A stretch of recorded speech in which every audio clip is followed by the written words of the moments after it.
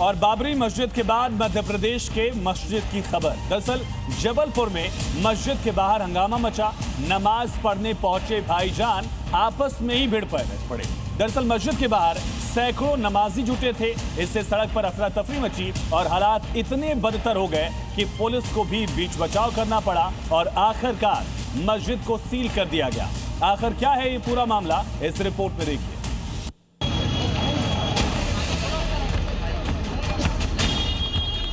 मध्य प्रदेश के जबलपुर में जुटी नमाजियों की भीड़ जब आपस में ही भिड़ गई तो पुलिस ने भी मस्जिद को ही सील कर दिया, जिसके बाद सड़क पर एक दूसरे का मुंह ताकते मौलाना यही सोचने लगे कि ना खुदा ही मिला ना विसाले सनम, ना इधर के रहे ना उधर के हम।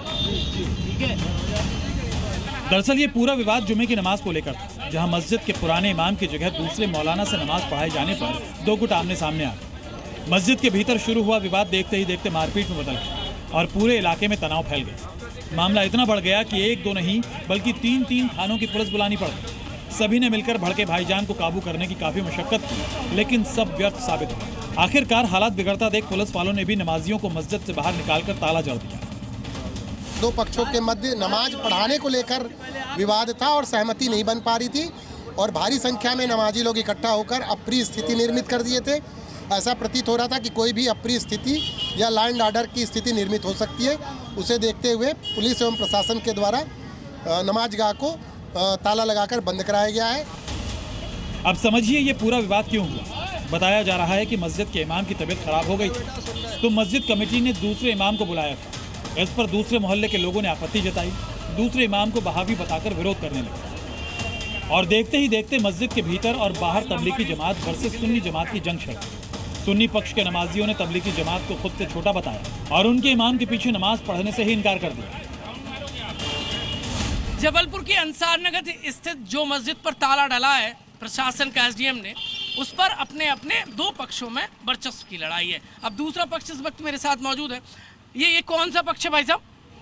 ये सुन्नी पक्ष के लोग हैं। हाँ। जो इसी मोहल्ले के पैदा हुए हैं, इसी मोहल्ले की मस्जिद में हमेशा से, और जो हमारे साथ जो बुजुर्ग हैं उन्होंने इस मोहल्ले की जब मस्जिद की बुनियाद डली वो लोग भी थे। हम लोग तो इस मस्जिद की तामीरी पे थे, तामीरी के बाद भी देखे हैं। तबलीगी जमात दीगर फिरकों का मामला है।